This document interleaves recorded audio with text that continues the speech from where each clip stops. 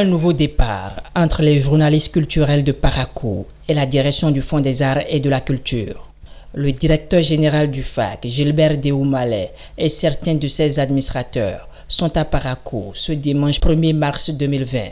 Ils échangent avec les journalistes culturels de la cité des Koboro sur les réformes à la direction et le rôle que ces derniers doivent jouer dans la réussite des transformations engagées. J'ai demandé aux structures que j'avais sous la main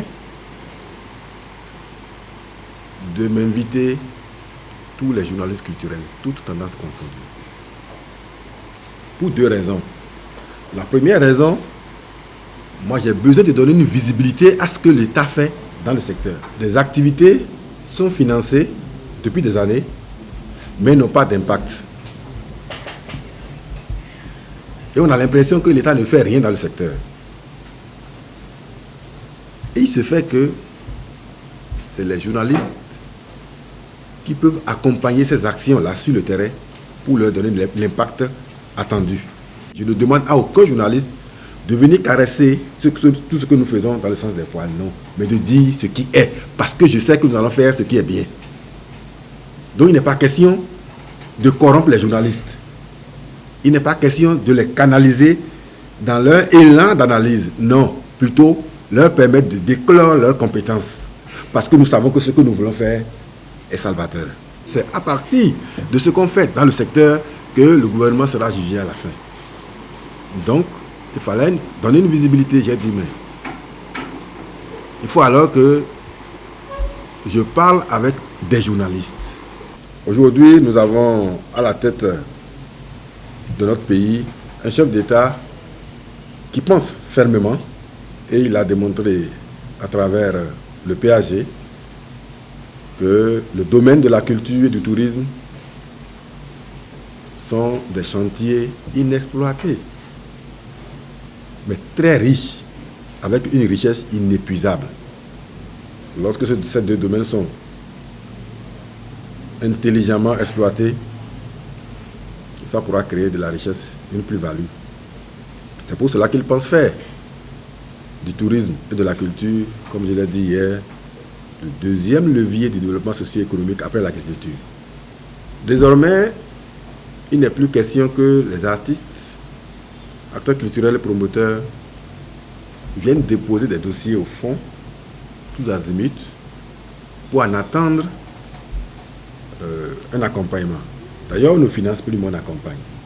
Mais désormais, c'est l'État qui définit sa politique dans le secteur. Donc, les sous sont pour le secteur.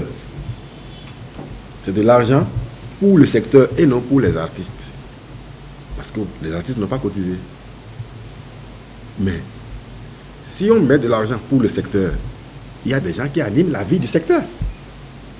C'est en ce moment qu'on s'intéresse aux artistes. Ça signifie que tout ce que vous faites, en tout cas pendant que nous sommes là, doit entrer strictement dans la vision du gouvernement, qui est de mettre résolument la culture au service du tourisme. Les deux sont liés désormais.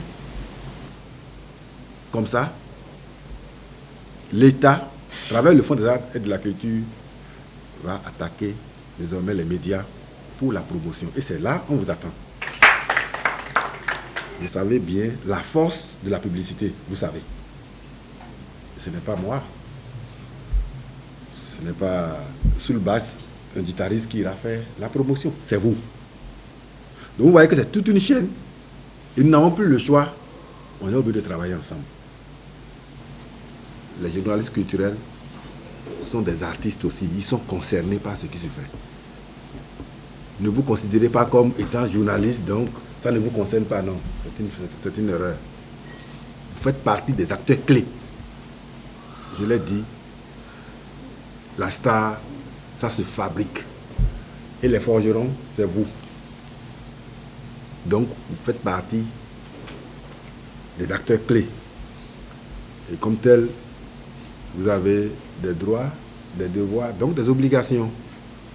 Les rôles sont alors définis et les journalistes se disent prêts à accomplir les leurs. C'est vrai qu'on avait d'autres perceptions du Fonds des arts et de la culture. Son long exposé nous a permis quand même de mieux connaître la maison, de connaître le fonctionnement et des réformes et des visions qui doivent être les nôtres finalement pour respecter aussi la vision du chef de l'État et du gouvernement.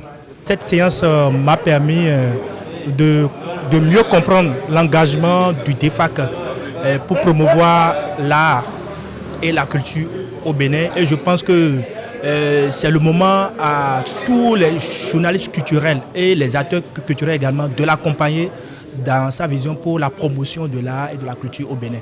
Ensemble, journalistes culturels et la direction du Fonds des arts et de la culture sont désormais engagés pour une culture béninoise révélée. Abonnez-vous à la chaîne MP Vision TV et activez la cloche de notification pour ne plus rater nos vidéos.